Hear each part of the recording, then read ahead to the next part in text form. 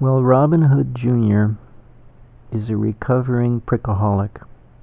Unlike his father, who was a die-hard prick, Robin Hood Jr.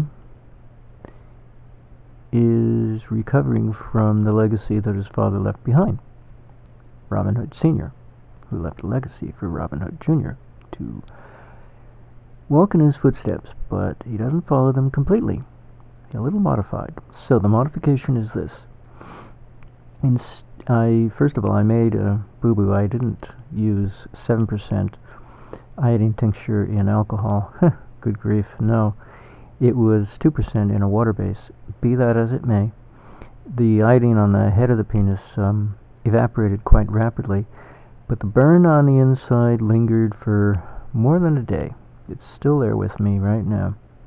So, it came to me after watching a Tom Hanks movie, That Thing You Do, that came to me that all I have to do is dilute down the solution.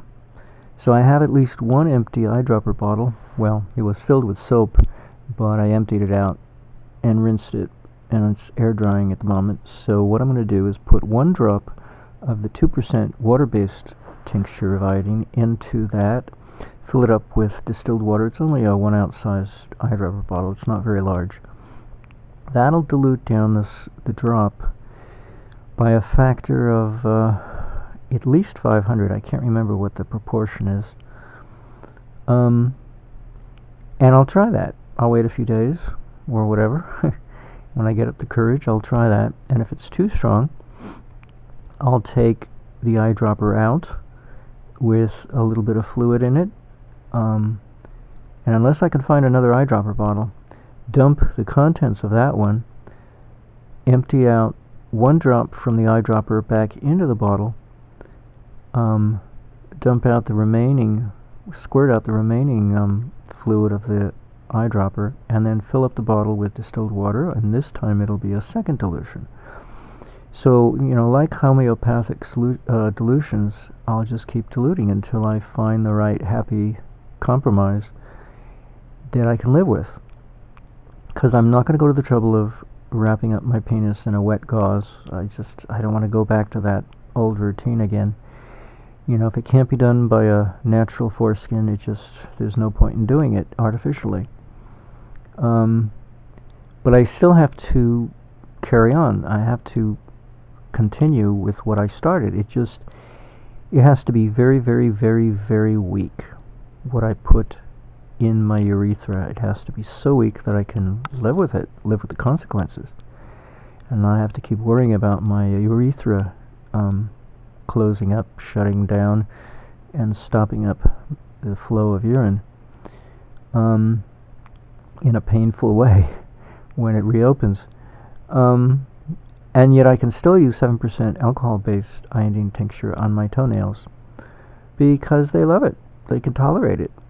Feet are gross. They can handle extreme purification, the complete opposite in extreme fashion, to an extreme degree, because they are extremely gross. Hey, I laid down on my bed the other day to face the sun because the sun was streaming in my window, and I wanted to warm myself because I was very depressed that day.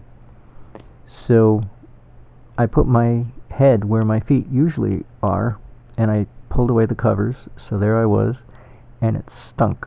Even though I do wash my sheets on occasion, I didn't stay there long. I put my feet there and turned around and put my head where it normally goes. So yeah, feet are pretty gross. They leave behind a legacy wherever they go of grossness. So they can handle a lot of purification, but not the penis. Not that it doesn't need it, I'm missing a foreskin, so it could use a little stimulation in the direction of regeneration, but not so much that I can't live with myself, on a repetitive basis. No, I don't want to suffer that much.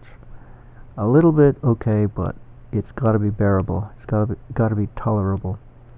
So that's the whole point of this follow-up video, lest you think that I'm into sadomasochistic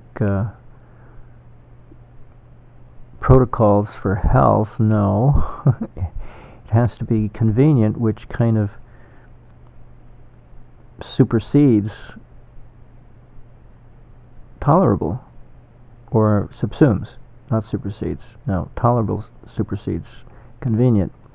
No, it takes it into consideration. It should be tolerable, as well as and user friendly, as well as inexpensive, readily available, easy, simple. You know, all nice qualities that are doable. So that's it. I guess that's all I have to say. Makes me feel it gives me hope. I'm still in a little pain, not too much, but it gives me hope. It's just that it's in the most tender, vulnerable, sensitive area, you know. Armpits, that's another sensitive area. Oh my God. Talk about sensitive areas. Oh, whatever.